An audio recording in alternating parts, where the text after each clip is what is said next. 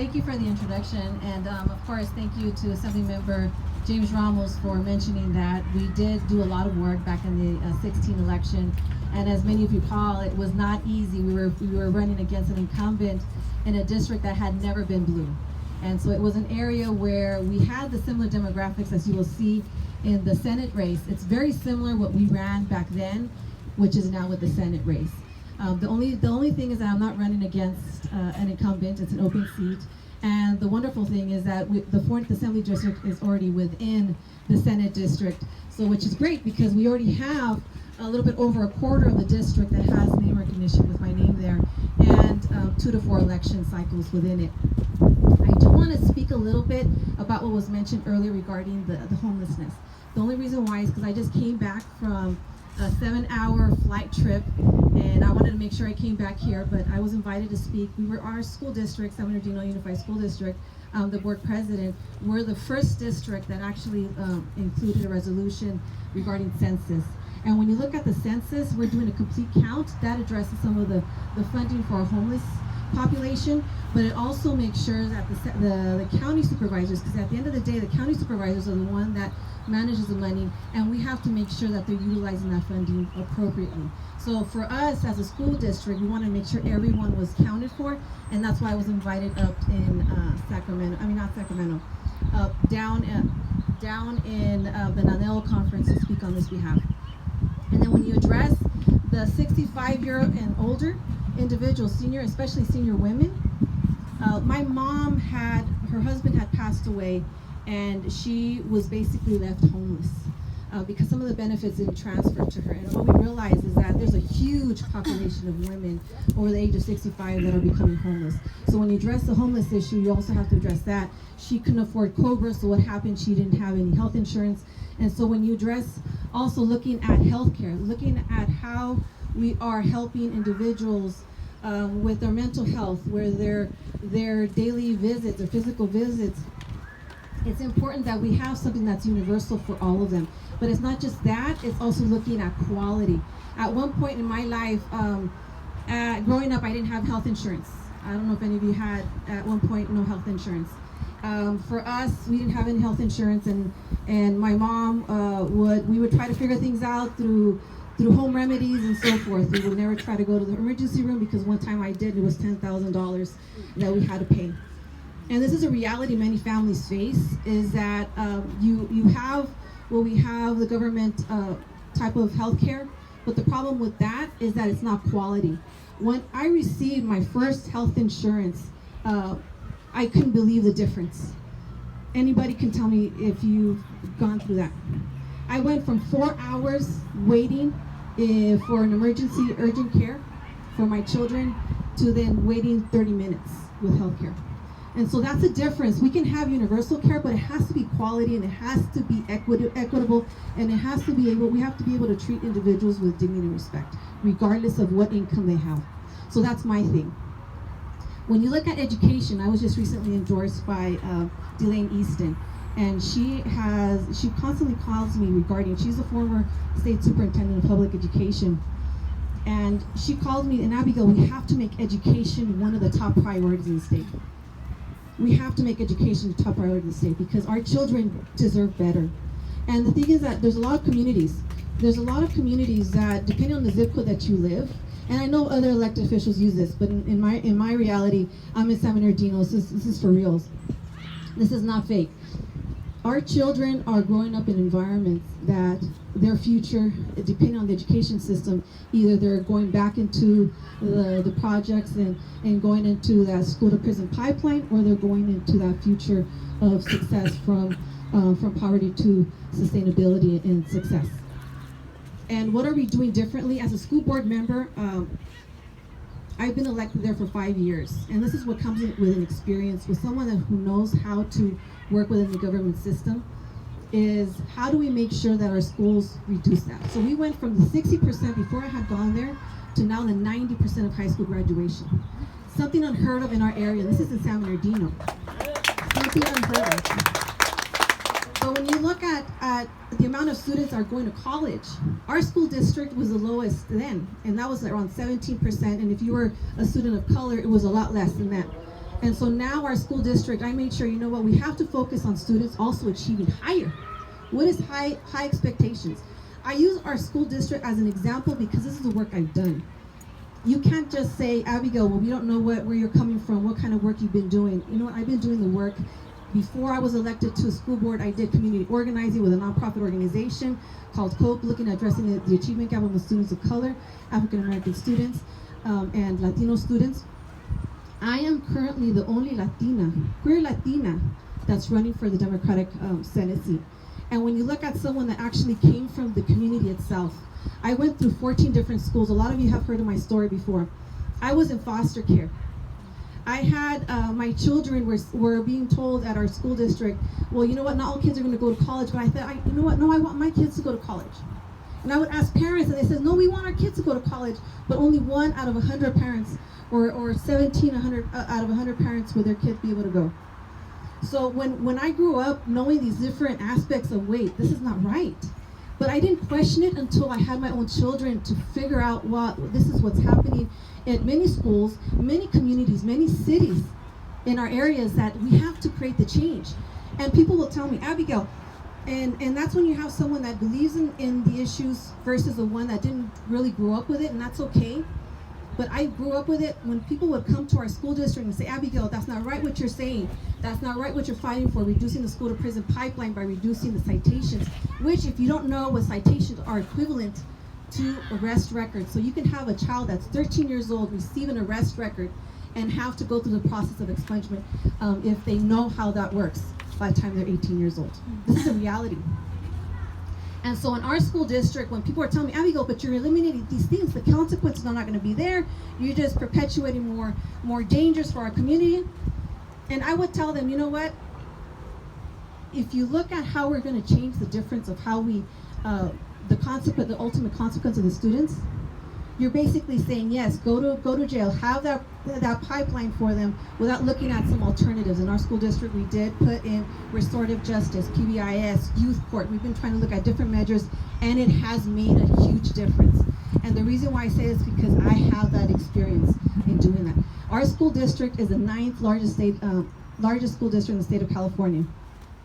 We manage over $500 million of funding.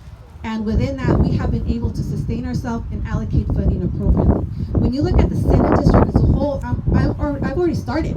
So this is something that's not new. I have from the assembly race, I have the IDs, the yes IDs. I have the amount of votes that were out there, which was about 75,000. I still have the names. And then when we look at the areas that's within the Senate district, this only makes sense. We want to focus on who we're going to beat, and that's the Republican Party. They are not going to be letting this seat go. That's the area we have to stay focused on. Who's going to actually beat the Republican Party? And currently there's a school board member that's in Redlands that's running, a Republican school board member that's running. Who is going to be the one with the experience, with the dedication, with the knowledge of how we're going to do this? And not only that, the name recognition. Someone that's going to understand, you know what, when I did the assembly race, just so you know how hard I work, and I know those that were witness to my assembly race, I worked hard, and you know that I worked hard. I walked 8 hours a day, 4 hours in the morning, 4 hours in the afternoon, because I knew that the human interaction, people wanted to see and hear what we were going to do differently for themselves. And the reason why I say that is because I would go to doors and they said, Abigail, no one has ever come to our door. They were excited, and we want to do this blame game, because I know during the election, I would be honest, during the election there was a lot of attacks against me, right? Typical election cycles, that's what happens. And I remember someone was criticizing me because I didn't vote in the beginning of when I was when I had gotten my my register to vote and everything.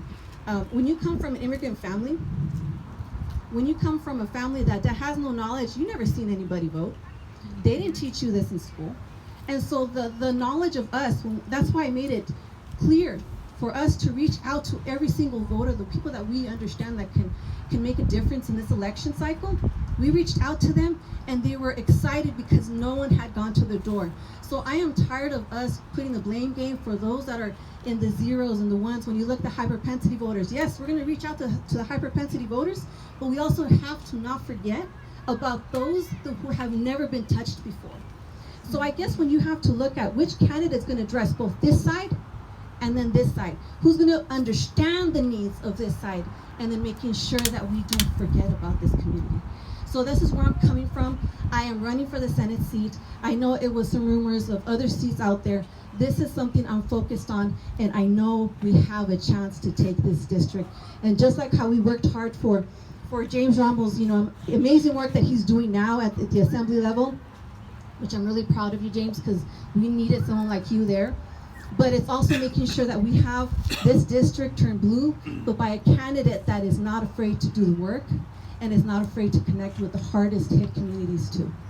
I've been to all sorts of communities, and this is something very important to me. And I do hope I can count on each and every one of your vote. Just know for the fact that your vote is going to come with hard work and dedication to making sure that we create change. I'm not going to be an expert in everything. As I come up and I'll go to different arenas, I'll speak to certain issues, and I'm not going to know everything. That's okay. But what I am willing to do is listen and understand and take that moment to make that difference up in Sacramento, here locally as well, and you will see me. You will see me. So thank you so much. I wasn't sure if there's any questions, but this is where I'm coming from. And any quick questions? Yes. How do you feel about the state trying to get rid of charter schools? There are several factors with that. So there are and charter I can speak schools. to that too, because I sit on education. We're not trying to get rid of charter schools, at least from the Senate side. We're just trying to hold them accountable. And that's what I was going to say, is that in our school district, I'm going to tell you a story. Excuse me. I came from where it was super hot and you were sweating all day. I apologize. Thank you for that. So when my child, San Bernardino was one of the poorest school districts you can find in the state of California. My son was struggling in school, and I knew that for him, he had some issues, and I by the system where he was going to go to school was actually one of the worst within San Bernardino. So it's not even just the worst in the state, it was the worst within San Bernardino school district. And I thought, you know what, he's going to struggle. He was already getting in trouble, he was going to struggle, and I was finding, what other remedies are there? Is there transfer to other school districts? Where Redlands was across the way, he wasn't able to get in. We were looking at different alternatives. Christian schools, we couldn't afford it. Our income, and I'm glad that you mentioned it. You shouldn't have to be working 3 jobs in order to be able to sustain a family. You shouldn't have to be. If you're working full time, you should be able to. And for us, unfortunately, that's where we were at. So we couldn't afford to go to a private school. We couldn't afford other things to just easily move out. For us, this was the option, the only option, until there were other family members that were mentioning charter schools. Now, within the charter school system, I realized later in the years that there's a lot of problems with that as well. But we have to make sure that we have opportunities. And just so you know, I look at charter schools and I hold them accountable, just like the senator mentioned. But it's also making sure that we provide a good system within our school district and rise them up, so that way they're providing those services and we don't have to be worrying about them going to other charter schools. So if we have a good education system, that's a great foundation. And just so you know, our school district, our teachers, our SBTA teachers are the highest paid in the state of California. And when I talk about that, it's a whole package deal. When I mentioned about health insurance and how we struggled as a family, we made sure in our school district, all of our employees and their families are covered 100%. So yes, they might earn a little bit more at a different district, but they pay a lot more for their insurance. Our school employees, all of our school teachers are classified and are certificated. All of them are receiving full benefits. And when you look at the pensions, when you look at the STIRS and CalPERS, our school district pays that too. While other school districts were reducing their amount, we were making sure we paid their fair share. And so we are doing great things. And my experience, like I mentioned before, it doesn't just come through just running now for the Senate seat. It also comes with the experience of working at the nonprofit world, understanding how to connect with the voters and the residents and those and immigrants that are coming in, that are being dropped off in San Bernardino with no shoes, that are being dropped off, that are being, now where are they going to be going? There's nowhere they're going unless organizations. I'm also the executive director for IRA and Inland Region Equality Network, And we're a whole coalition through Inland Empowerment, ICIJ, that are doing the work to make sure that we're addressing some of these issues that nobody was addressing before. So I know there's a lot of things I can talk about, but that's just a few things that we're doing. If you want to speak with me, I will let you know the whole long list that we're changing in our city and our community, and this will happen in the state as well.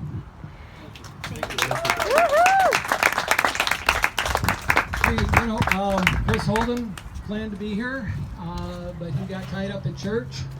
But we do have Matt Lyons, who's